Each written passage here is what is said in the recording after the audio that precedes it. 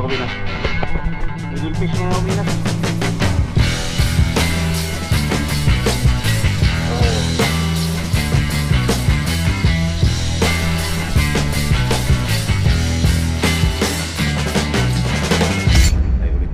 Pero saglit lang, ganun pa rin yung gawa natin, fishing sa umaga saglit and uwi kasi may papasok sa trabaho. So try natin ngayon mga kabinas. So ilang beses na rin kaming pumunta doon. Kahapon pumunta kami, may kasama ako mga kabinas. Kahapon wala kaming huli, zero. Tsaka sa ibang araw rin na zero din ako. So ngayon try kong pumunta doon uli, baka meron na. Update ko na lang po kayo mga kabinas pagdating ko doon sa spot. Dito na ako sa spot mga kabinas. So nag-aantay lang ako mga kabinas na lumiliwanag kunti. Ganun pa rin yung alon mga kabinas, malakas pa rin. Tsaka malakas din yung hangin. Siguro sitwasyon ng dagat ngayon paakyat siguro, pa-high tide. Malapit ng magliwanag mga kabinas. So tuloy, pagbigyan tayo ngayon. Mag-umpisa na tayo. 5:30 na. So let's go.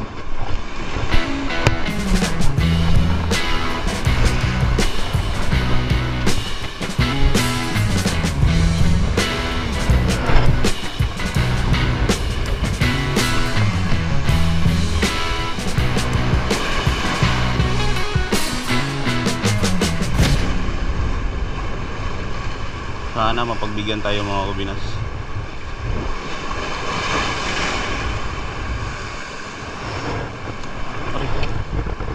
Parang si to, yung Australiano.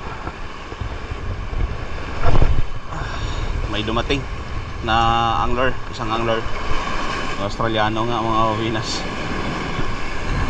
Si pala, si Emilio. Bumatay na sa Emilio.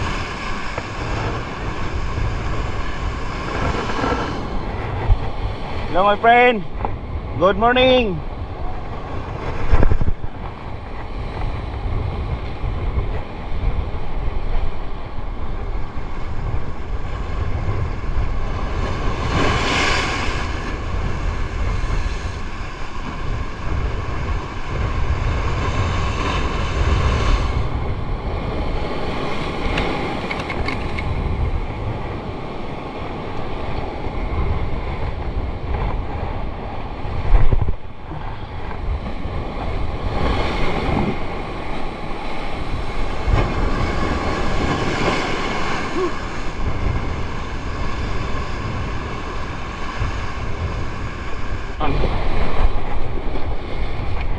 Pressure ng mga kabinas.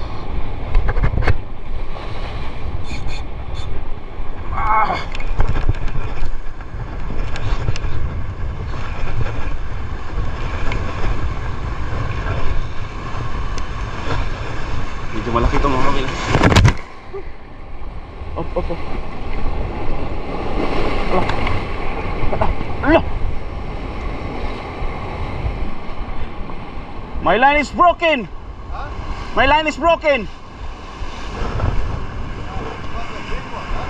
Yeah.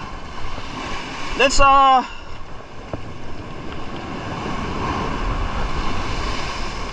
rocks. Yeah. I have the same problem that day. I have the same problem. Last day? The last time we've been together here. Same. The same. I try. But here you get it because of the rocks. Yeah, because of the rock. Sayang yun mga kabinas. There was a wave coming in that moment in your face. Yeah. You lost the control. Woo! That is the problem. This is 80 pounds, but it's broke because of the rock. Sayang nga. Woo! My lord is gone. First time I see you missing a fish. But that was a good big one. Woo. How many pounds your bread? It's I don't know. This is 50 pounds, I think. 40. 40? I think this is 040 or 045. What brand? What brand? It's a good brand, but I don't remember. You can remember. Okay. I think you must have upgrade. You buy a much stronger. I was going to buy like yours, but I forgot. But it's a problem only with the rocks. Yes. Bigger or not bigger, just like you in case when the rock comes. Siya nga kayo mga Winas ay nanasdaplin. Na siguro to sa mga 5 mga Winas. Nakita ko na, ang laki. Sayang yun. Tumama pa sa bato. Takot kasi mga Winas dahil sa alon. Baka When you ready, just move. yeah. Takot kasi mga Winas. Malapit na. Nag-strike yun sa kanal. Malapit na. Kaso lang, paghampas ng alon, natakot akong lumapit. Sumabit dun sa bato. 80 pounds na yung leader ko, naputol pa. Sumabit pa kasi. At ganun, sumabit pa. Malapit na sana. Akala ko makuha ko na yun. Kasi nandun na talaga sa tabi. Kaya lang, ang problema, nasa sa gilid, tapos sinampas pa ng alon. Ayan, umakyat. Tapos pagbalik ng alon, bumabay ang tubig. Sumabit dun sa gilid ng bato. Sayang yun. Malaki sana. Yan ang problema dito sa spot na to mga Winas. Bato-bato kasi. Hindi pa talaga humampas yung alon, sigurado ako makukuha yun. Natakot kasi ako eh. Baka mahulog ako dyan. Masasayangan tayo pero iisipin natin mga Winas talaga yung safety natin.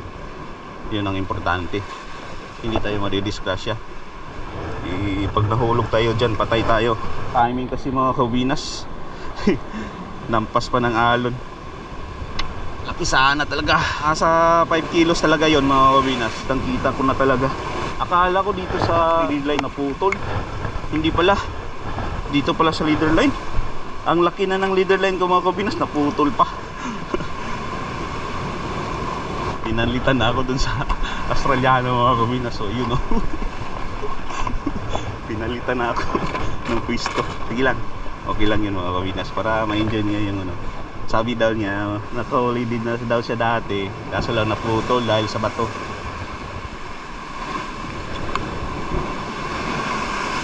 Kaya pa naibalik siya dito. Sana makalan siya talaga para ma-enjoy niya yung pag-fishing dito. Dito ako nagpwisto kasi pinalit ko dun nilagay ko dun si Emilio dun sa pinagpwistohan ko kanina. Nandun siya oh.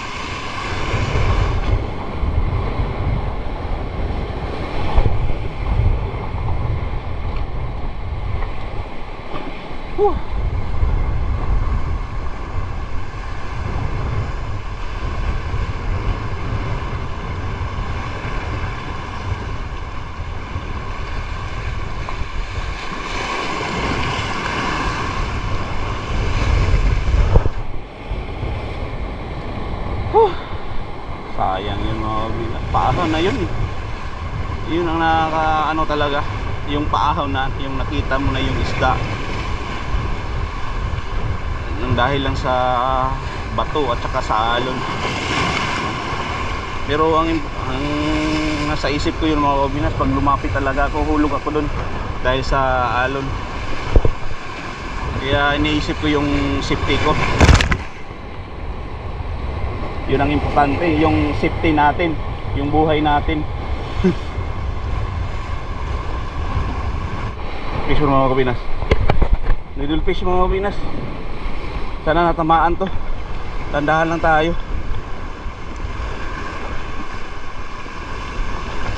Little fish. Natamaan sa buntot niya.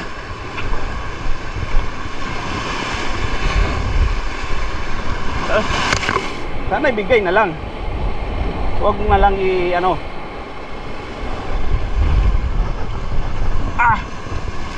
This is a needle fish.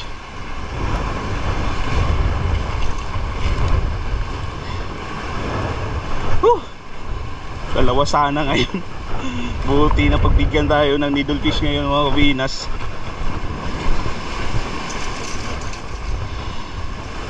Siguro nasa mga 3 plus ata to. Baliin na natin para mamatay. Dito lang sa buntot natamaan mga Winas oh. Buti binigay pa. Naawa si Lord sa atin. Pinalitan niya yung kanina. Uy, huwag mong kagatin. Gago, kinagat pa. Huwag mong kagatin. Tamaan mo ako. Hiyagin ka. Ayan. May pangtula na kami. Nakapagpaalam na tayo ni Emilio. Siya na lang yung mag-isa. Ilang yun. Sanay na yan sila sa mga ganitong madilim. So nakadala tayo ng deadly fish mga kabinas, kapalit dun sa nakawala na trevally deadly fish. So may dalawa palang dun, angler nandun. So yun, sana makahuli rin sila. So huli mga kabinas, huwag yung kalimutang mag like, share and subscribe, at click na yung notification bell para laging update kayo sa mga video na darating pa. Okay, thank you for watching.